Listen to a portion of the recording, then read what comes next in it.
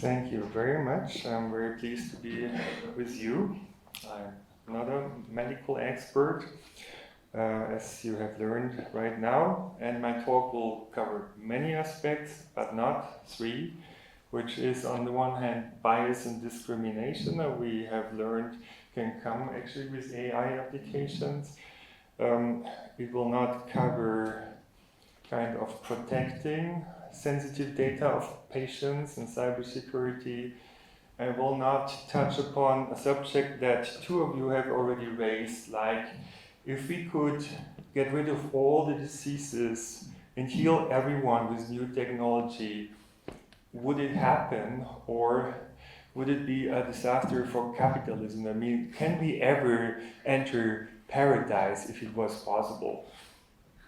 These three questions will not be addressed. We are living in a time of big data. Within just a minute, 700,000 Google queries are being sent, 500,000 Facebook posts. You can just go ahead, don't be shy. And as you move around, as you go shopping, that creates data and adds to big data. And as we've learned, data is often said to be the new oil. In fact, IT companies have become more valuable than oil companies, and now people get excited because now we can see what is wrong with big data and see where the system is broken and just fix it. That's kind of the vision, the dream. And of course, there are a lot of opportunities, both economically, also for health of patients with these digital technologies, digital pathology, personalized medicine, teledoctors, and so on. I mean, you know it all. And of course, we're just at the beginning of this.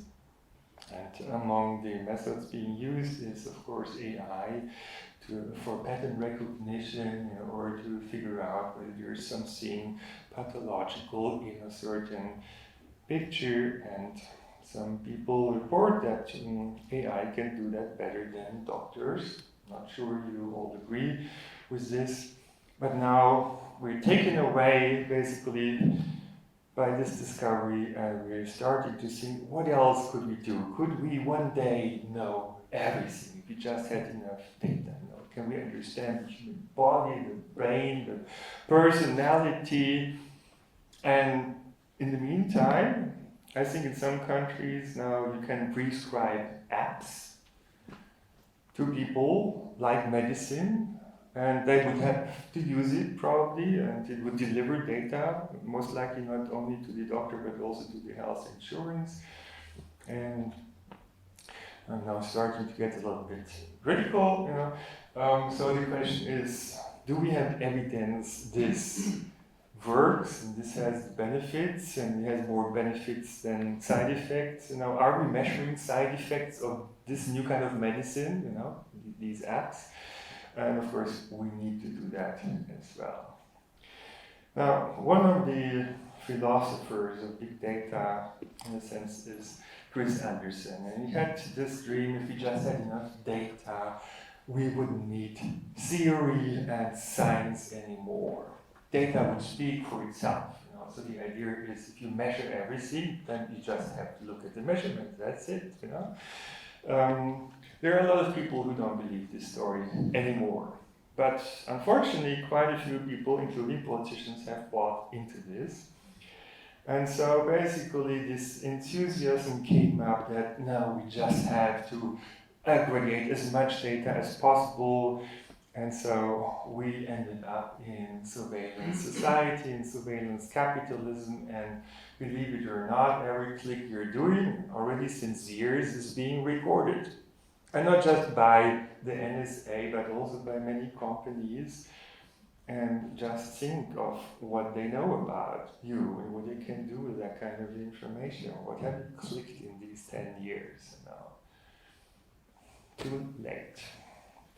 Anyway, so once we started to collect data, we would get more and more data hungry, and we would collect fingerprints and DNA, and you would send basically sensors into the bodies of people, so there would be pills that basically make measurements and report. Again, the question is, would they report to the doctor, to the patient, to the insurance, to the NSA? That's maybe a good question we should think about. In the meantime, it's possible to find you through your voice. If you're on holidays, your voice would tell the NSA where you are. It would tell something about your state of mind, whether you're happy or sad, and all these kind of things, whether you have maybe slept too little or too long, or had the beer too much. And cameras, of course, of our smartphones can also be used, and of our laptops. Mark Zuckerberg is covering it, just to think of it. And there is now AI that can also read your emotions. We learn, and it's possible to monitor heartbeats from a distance. Did you know that? Yeah. And even there are attempts to monitor EEG from a distance. I mean, basically, you have no idea who is collecting all sorts of data about you. When the Apple Watch came out, it was not just a digital watch, it was actually a measurement device, and until today, we have no clue what it all measures and what they conclude from these measurements. And we just know that Apple is considering to come up with their own hospitals, So, not just Apple TV, new hospitals, So a totally new business model, and you can imagine what they're up to, right? Now, CIA Director Gus Hunt told us back in 2013, you are already a walking sensor platform. CIA can calculate more or less on almost all human-generated information. I mean, that's the information that's being generated by your smartphone, by all those sensors all the time, I guess, It's a lot of data, so basically they're digital doodles created about every one of us. Let's face it. You're put under the microscope, even without noticing, in many cases, sometimes we do notice, but anyway, and not only our physical health is being analyzed, but also our personality, right? And there are companies like Crystal Notes where you can basically look for the personality of your neighbor or your boss or the president, whatever, and they have all been kind of X-rayed in terms of their personality, a psycho couch without even knowing. And these are very detailed patterns that you're analyzing, what are your personality profiles, what are you doing during the week, when are you doing things, and so on. And moreover, the brain has been analyzed for cognitive biases, and there are quite a lot of them because the brain is extremely efficient. It uses just 100 watts, while Google's AI uses as much energy as an entire city, right? So our brain takes shortcuts, simplifies, and that makes it hackable through all sorts of tricks, because there are these cognitive biases, and in fact Secret Service have done exactly this. They have mapped out all those cognitive biases, and they have worked out digital tricks to trigger these biases and trick you to do all sorts of things. So there are attempts to program people through stimulus response schemes and use AI in order to perfect it more and more.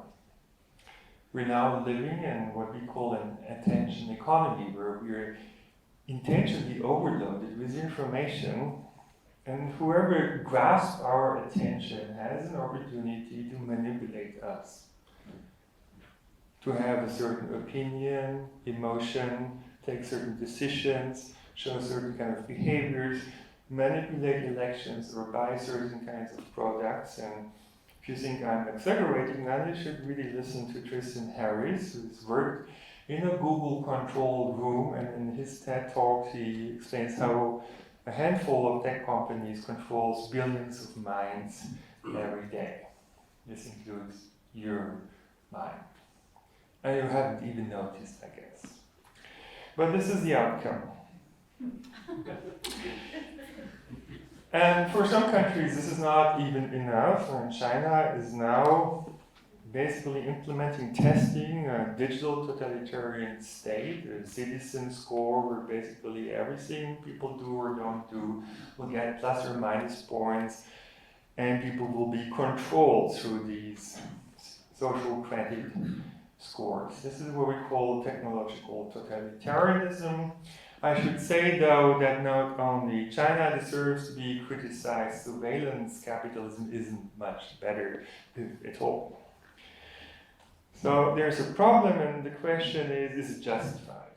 Does more data really mean more knowledge? Does this magic formula, more data, more knowledge, more power, more success, does it really work? And then the thing comes in that was already mentioned before. Well, if you have raw data, you still have to distill it to turn it into useful information, and then distill it again to turn it into knowledge, and maybe finally into wisdom. So there are different steps basically to get there. And the question is, can we automate this at all? How to connect the dots? And obviously there are different ways, as you can see over here in this very nice cartoon. And there are a number of problems that I'd like to point out. For example, many people saying, the more data the better, because then we'll get more accurate measurements. But what actually can happen is that you don't see the forest for the trees, right? So if you have a map with every little detail, it will probably confuse you. You would want to have a simplified map that shows you just the stuff which is important for a certain purpose, right? And this is something that some AI people, of course, have learned in the meantime, and so you have to decide what is the right model complexity. It's not the model with the most parameters that is actually most useful for you in the end. But the model or the data doesn't tell you, how many parameters you should use and which ones. That's one of the problems. So you may remember that in the beginning when 23andMe came out, it was taken off the market for some time. Of course, the health authority in the United States wouldn't do that without a reason. So what has happened? Well, it turned out if you sent another DNA probe to another company that also had big data, but used a slightly different data set or a different algorithm, it would come up with different predictions. What would be your likely reason of death, for example? Now, if you expect to die of something and die of something else, finally, would potentially get very angry. Maybe it's too late, but anyway. And there are these kind of examples where some people, according to correlations, say are expected to be extremely ill, but actually are doing fine. So, do we really understand what's going on there? Classification is another common problem and application, and I'd like to illustrate that with a pre-crime program, predictive policing. And so it turns actually out these programs make a hell lot of mistakes. 97% of all alarms are false alarms. They need a team in Germany of 40 people to basically clear out this data. And if it comes to terrorism, then the rate is even higher. So most likely you're all on a list of potential terrorists, And we've been flying to all sorts of countries, let's face it, so you're suspicious. And then classification errors will happen. We know this, no matter how much data you have, so the errors of first and second kind. And given this, then it's a little bit scary to me, at least, to see these kind of cases. So Angela Jolie, you remember, she learned about big data and thought, if I know about my DNA and correlations to certain kind of diseases, knowledge is power. And she figured out that she had a defect gene, and there was a certain chance she would get breast cancer. She didn't have any cancer yet, but she decided to amputate both breasts. Pretty brutal thing, I would say. Some thought this is the business model of the future. A lot of women would now come and amputate their breasts based on a genetic test, but I think for good reasons people have become a little bit careful about this kind of big data-driven approach. And we'll learn why also. Now, it turns out that big data itself will not always do the job for you. And then the question is, would we find a tool? So if you have oil or gas, then you still need a motor basically to run on this. And some people think AI would be basically the motor running on big data, right? And AI is exploding in terms of its capability, most likely exponentially or even faster. And you've heard about this Go competition. So computers are not only beating world champions in chess, but also Go, which is a highly complex strategic game. And that happened actually about 10, 20 years before many experts even believed it would happen. It takes a power plant for a city, right? As far as I'm informed. Yeah, and then basically people start to say, oh, very soon we'll have an AI god, that's a super intelligent system that knows everything better than us. And in 50 years from now, it would be smarter than all the people on this planet. Some people really believe this. And we cannot fully exclude it. I'm more skeptical though. And basically, we just need to build more and more powerful AI and feed it with a lot of data. We'll figure out what data is useful and what it means. And so this also explains where these kind of contracts were made. I'm not sure you were aware that Apple and IBM made this deal. And then the question is, what is happening with your iPhone sensor data and what are they concluding from it? Most likely the thing that's behind the Apple hospital that I mentioned before. But then basically, unexpectedly for some, came these messages: Dr. Watson failed.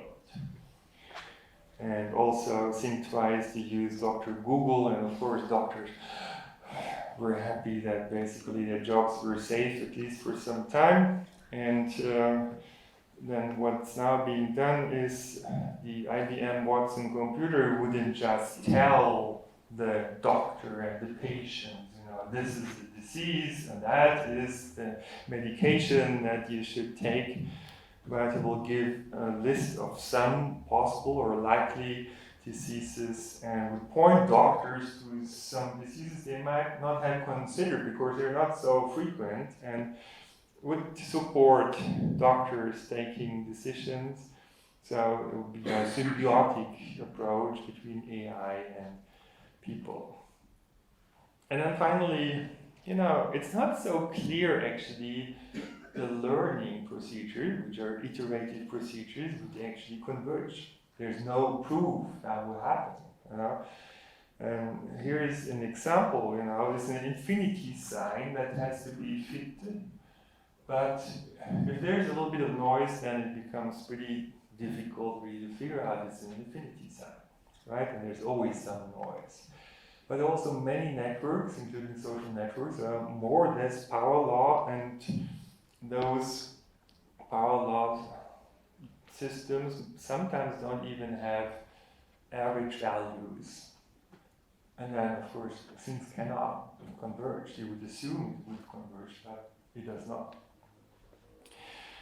And then, last but not least, we have this problem of correlation versus causation, right? So A and B are somehow statistically related, and it could be that A causes B or B causes A.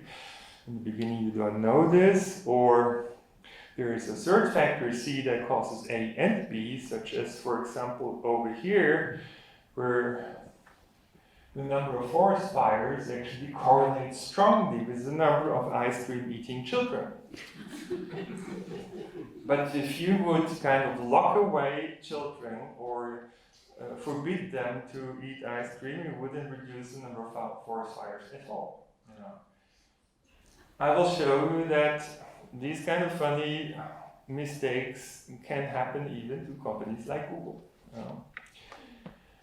And so, finally, there's also a situation where A and B just appear to be correlated. So there's a coincidence, basically. We call this spurious correlation. Of course, here's a nice example for Switzerland. Number of serial killers as a function of chocolate consumption. So, if that was a causal relationship, it would be extremely dangerous to spend time in Switzerland. Thankfully, thanks God, we are safe because this is not a causal relationship. But this kind of thing that there is data, the more data you have, the more patterns are in there, basically, and you believe to see some patterns, and it may be a meaningful pattern or a meaningless pattern, and you don't know. You know? It takes a lot of time to decide this, and these kind of problems occur in big data science, for example, astronomy, and of course medicine as well, right? And in many cases, you don't even know why the AI system would come up with a certain conclusion or recommendation, right? It's a black box in a sense. So we'd want to have understandable tools and explainable results. A nice example is spreading of the flu, for example. You remember Google Flu Trends was celebrated as a big success story in the beginning of big data, the early days, and now you will find this. Basically, it's not longer there. It failed. And it failed particularly because Google is now making recommendations. That means basically measurement and manipulation of behavior messing with each other. You know, so they destroyed their measurement ability in a sense. But the other thing is, we shouldn't just apply a brute force data mining approach. We should have a data science approach that takes on board knowledge of the discipline. And here is just one example. So we've been looking also in the spreading of flu, and let's suppose you had a globe where basically whenever somebody gets a flu, a dot flashes up on the globe. And you look at the spatial-temporal pattern, and you will get very frustrated after some time, because it turns out there is not a strong correlation, and widely scattered data points. And so the question is, why is this? And it's because of you, among others. The flu is not anymore spreading just by diffusion, like the Black Death hundreds of years ago, but you're taking a plane, and you may take a flu with you to another place. And so basically, that messes up the process and creates this chaotic, clearly appearing pattern in the data. But if you then take this into account and use another data set about travel patterns, how many people go from A to B, then you can define an effective distance, and it turns out within this effective distance representation, suddenly you get, again, a diffusive spreading pattern, circular, and pretty correlated data, and suddenly you can determine the origin of the disease. The first case, patient 0, where it appeared, and it can also calculate forward and basically deploy medical personnel and medicine in those cities that will be most likely hit next. Yeah, and things, of course, go forward. I mean, there's, for example, this Obama Brain project that's basically using nanoparticles to measure what's happening in potentially millions of brain cells in order to measure what you're thinking about, in the future. And it could potentially also manipulate your brain cells. I mean, your thinking. I mean, that's one of the projects, and of course, people get a little bit nervous about it. So nervous that newspapers would take down their news articles, and people warn of neurocapitalism, where companies basically control your brain to buy the stuff that the company wants you to buy and all that kind of stuff. But people like Elon Musk say, if we don't upgrade ourselves with technology, then basically we will not be able to compete with AI and robots in the future. So that would be our future, kind of course, a cartoon. But some people are already heading there, and some people believe there would be human-machine convergence, and as we age and we don't see well, we don't hear well, we would replace it by chips or some other piece of technology, and eventually replace more and more body parts by technology and upgrade ourselves at the same time, and maybe download our brain to the cloud. There's some people who are trying to do that, seriously, and live forever in that cloud and have a robot body, and of course, if that was true, I mean, some people seriously claim this, I have my doubts, but if that was true, then we couldn't distinguish man and machine anymore in the future, then basically we would kill humankind on the way. I mean, we would just not exist anymore if that was the plan. But interestingly enough, has been a recent turn of affairs, and connected to this Jeffrey Epstein case, actually, there is suddenly a lot of criticism also of this transhumanism, which was one of the things that he pushed for, and the boss of the MIT Media Lab had to step back over this, and so, maybe we would have to rethink our human future. Anyway, so how can we use personalized information, cognitive computing for good?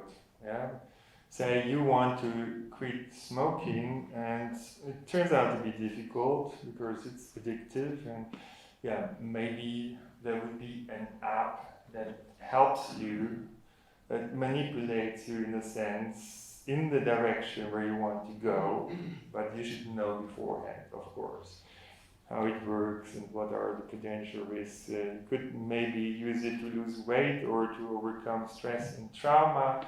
You could use virtual reality to overcome pain or fear of death. Most likely about these experiments, and this is pretty astonishing, I should really say. I mean, no doubt, with digital technologies, all sorts of things will be possible. The question, though, that we need to ask is, what do we want? What is the kind of society we want to live in, and where are the limits? Do we need a safety belt and these kinds of things? We wouldn't sell a nuclear power station to everybody, right? And yes, I think maybe we have already crossed lines with being used as experimental subjects, and we haven't really been asked, right? So you remember in the 30s of last century, there were these experiments with all sorts of animals to condition them. They were put in Skinner boxes and then exposed to certain kind of stimuli to learn to behave in certain kind of ways. And in a sense, now we are the experimental rats, and you haven't even noticed that you have been put into a Skinner box, which is actually the filter bubble. I mean, the personalized information world that has been used to manipulate you. So millions of cases or billions of cases of A/B testing going on every day. And maybe suddenly you feel strange and you have no idea how it was triggered, and maybe that was something that was displayed on your computer, Anyway, so there's no doubt we can, of course, use big data algorithms that we develop for particles to other kind of contexts and scenarios. The question is, should we do it, and where would be the limitations, right? So people would be innovative and basically say, oh, well, we can use big data algorithms to improve pig farms and chicken farms, or animal farms, you get the point, yeah? And once you've done that successfully, let's use big data to hunt terrorists and then criminals and then people who avoid taxes, and then maybe help unemployed find jobs. And so far maybe it still sounds all good to you, and then let's apply these big data algorithms to Chinese, as they're testing it already with the citizen score and so on, and in the end it comes here to Switzerland and any other place. Should we do that? If you listen to Chinese people, and also quite a few people over here, and they would say, oh, this is the future, this is modernity. This is a digital revolution, you cannot stop it. Yeah, but it's not compatible with human dignity, really, right? Human dignity is something that we learn to protect because of the experience of the Second World War, of the Third Reich, and of Holocaust. And we basically know if we don't respect human rights, sooner or later it will go wrong. But what is human dignity about? It's about not treating people like pigs, or animals, or objects, or data. You cannot do the same thing you can do with a digital doodle to a person. You shouldn't do that. You can do that, but you shouldn't do that.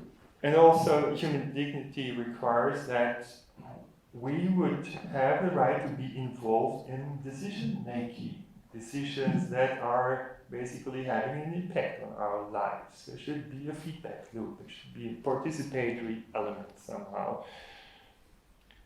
And let's face it, the digital revolution has largely ignored these things. And that needs to be fixed soon. Because otherwise, human dignity will be gone and it will be painful, I can tell you. So, how to have the benefits of the digital revolution but protect human dignity? That's my proposal. We should implement informational self-determination. We should have control of our digital double and decide who has access to what pieces of my data, for what purpose, period of time, price, maybe.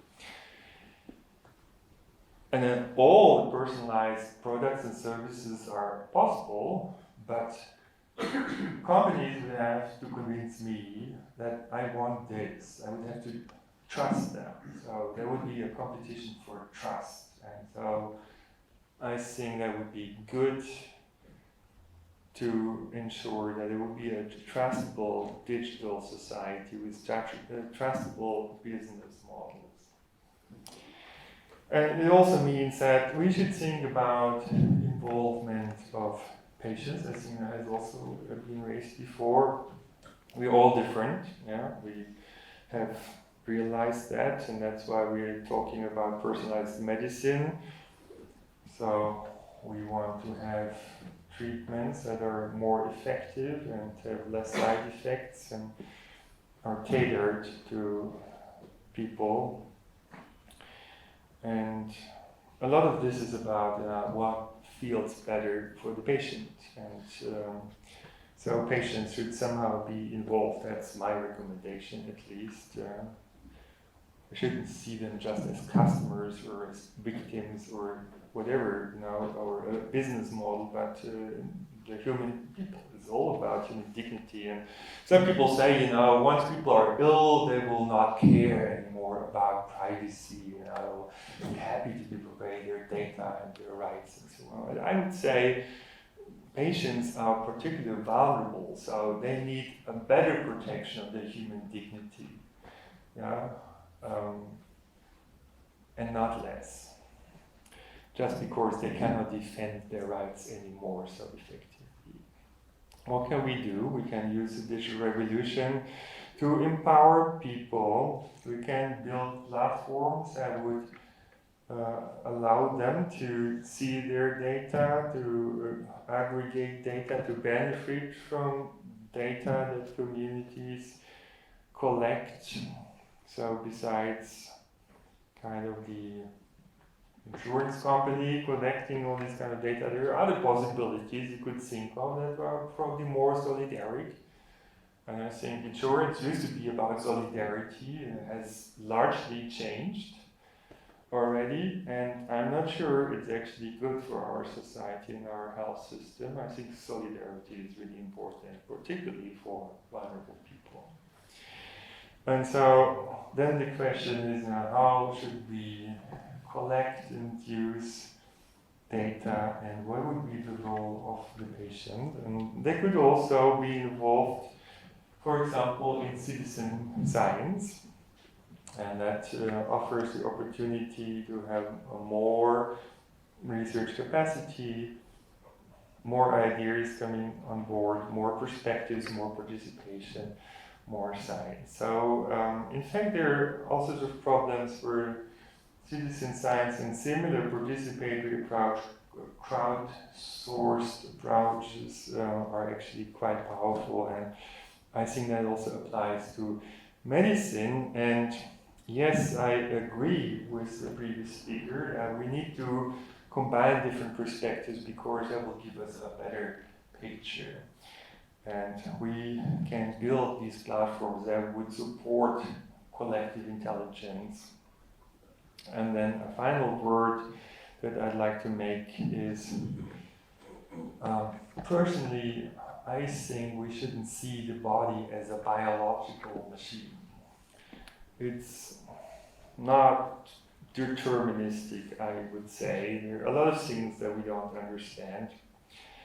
And in particular, a lot of things that are important for being human, the essence of being human, that is not measurable by big data, which is human dignity, love, freedom, consciousness, these kind of things. So if we would end up in a purely data-driven society, these things would get lost, and it would be a deeply inhumane society. So we need to be careful to learn how to use the benefit of big data without losing the most important thing, which is human dignity.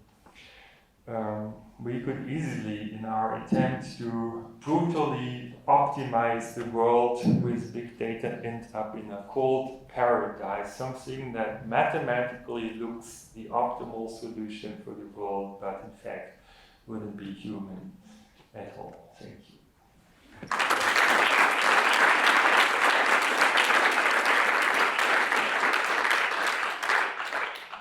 Thank you very much for this wonderful talk. I'm sure there are plenty of questions. At least I have now not 20 questions, but 200 questions at least. Okay, I start with my most urgent question. Let's imagine that in the year 2019, with all the knowledge that we have, with all the challenges that you mentioned, with all the problems, and with the future that we face, you would be again 20 years old. What would you do? How would you prepare yourself for this future? That's a good question.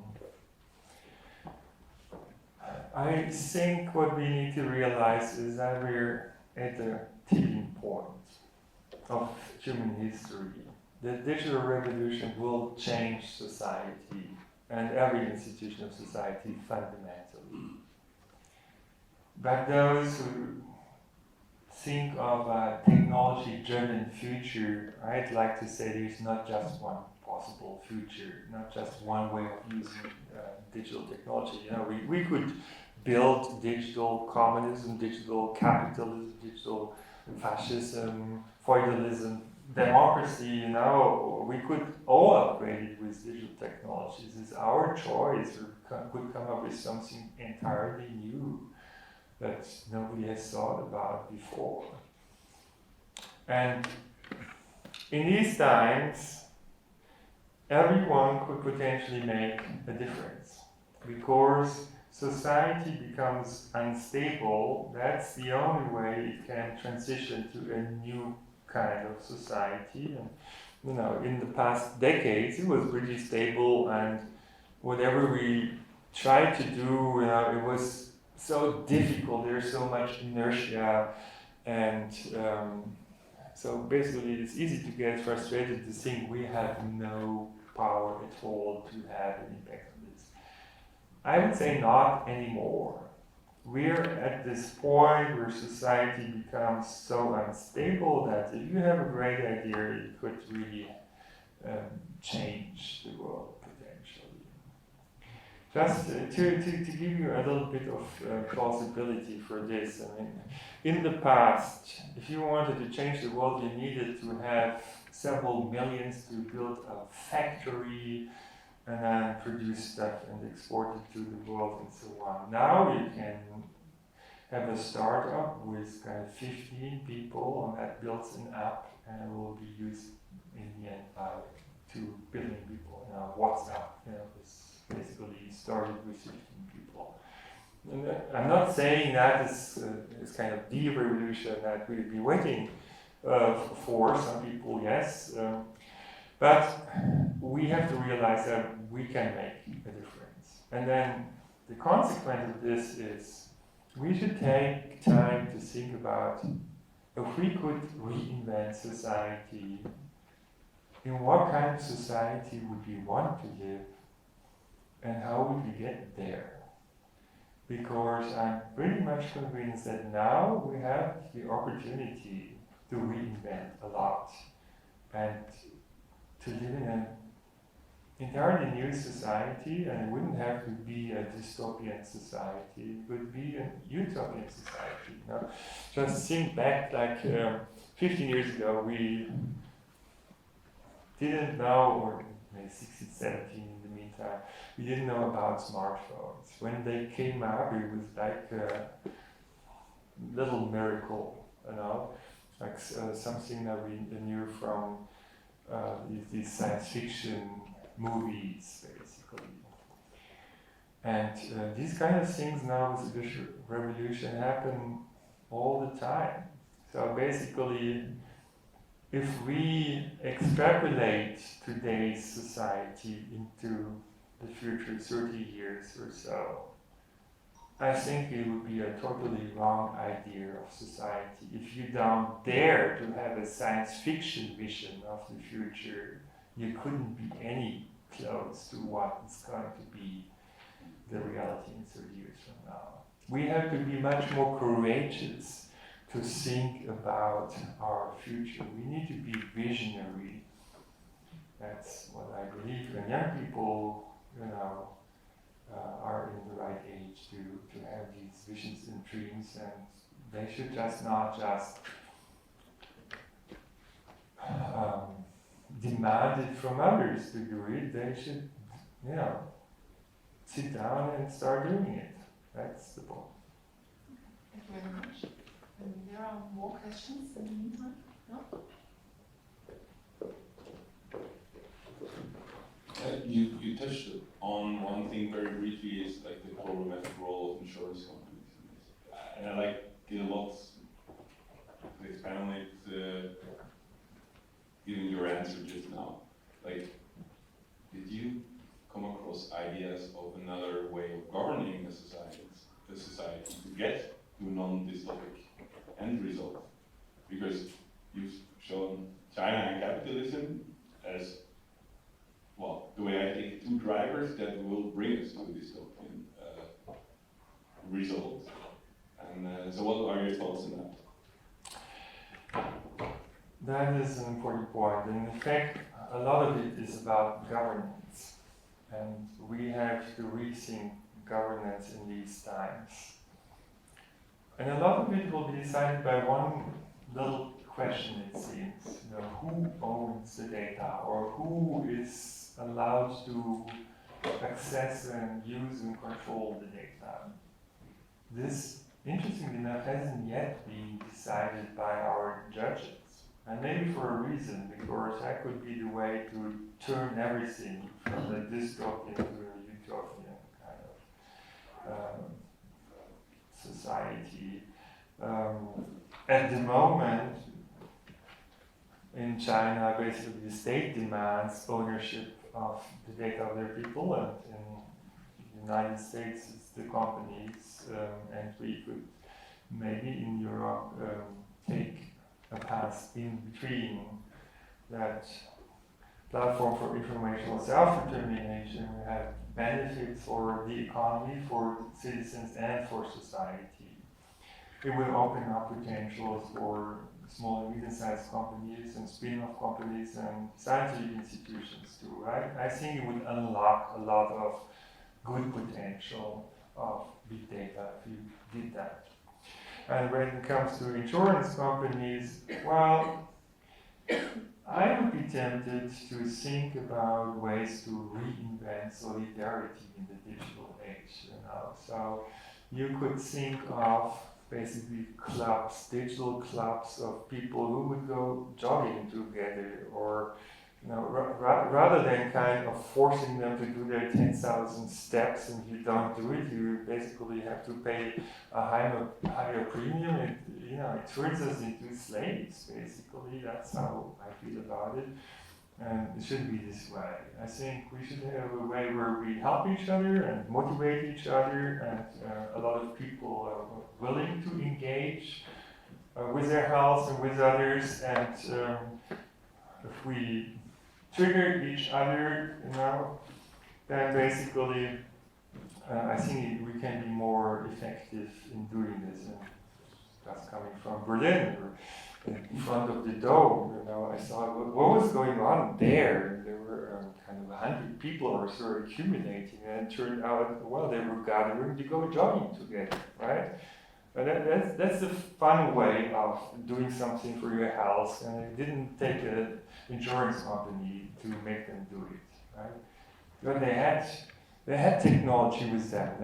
That's the thing that I found interesting was they had music they were playing, and they had distributed loudspeakers, but all these loudspeakers were synchronized in a way. There was no delay, no echo or so.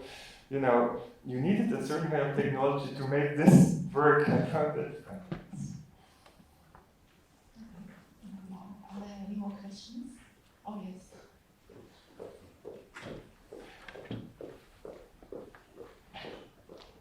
So I've been mesmerized by your list for the last 20 minutes.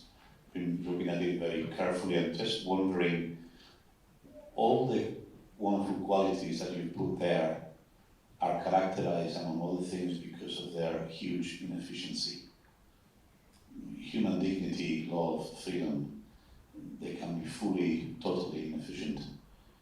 Could it be that at the end of the day, we need to accept a certain degree of inefficiency in our lives to try to embrace artificial intelligence where it really matters?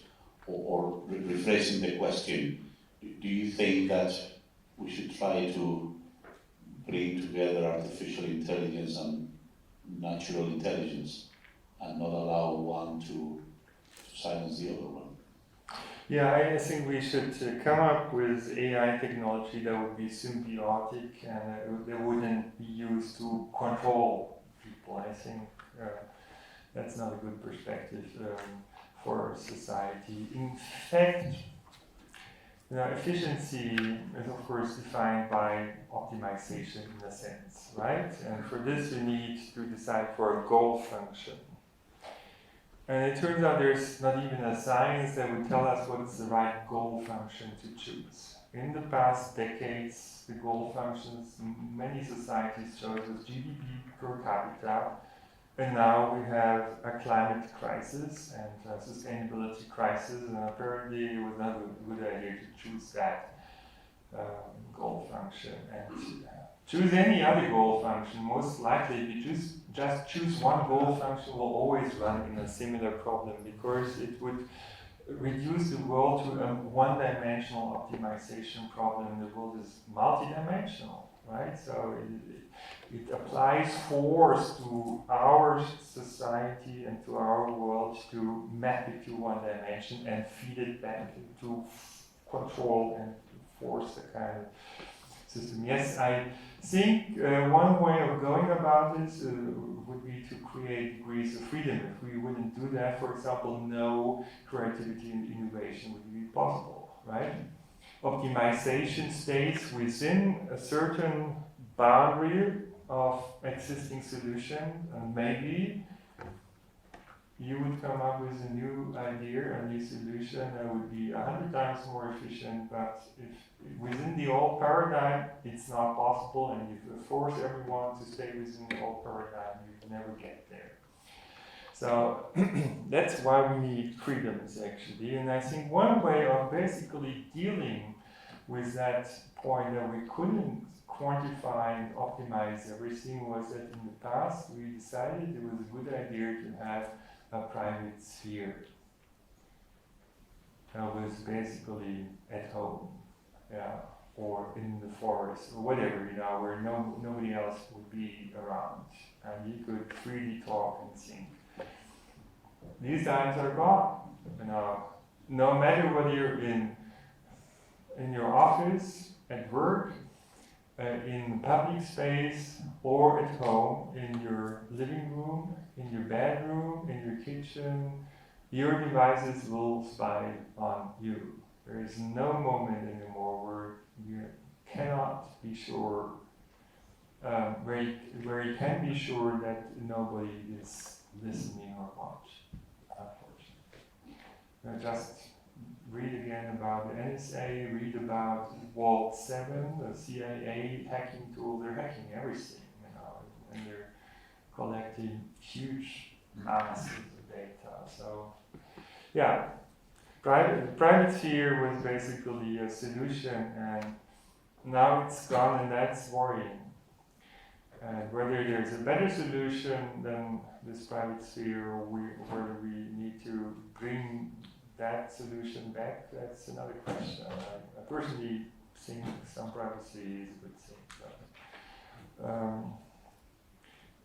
I do see that in China, for example, this is going away very quickly, and many other countries too, and most likely also in Switzerland, Germany, UK, in all the countries that you spend your time.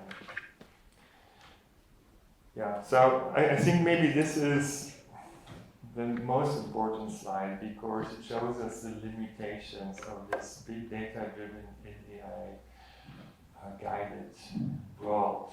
We need to realize that there are limitations, and there was a good reason that we had humanities that collected knowledge about these other things that couldn't be quantified. And the problem is that basically, natural scientists and engineers took over that digital revolution. There were very few social scientists and humanities people, ethicists, philosophers, and so on, that have been influencing the digital revolution. And now we may have to pay the price. I still hope we can turn it to the good side. But it all depends on not only me, but on all of us. Thank you very much.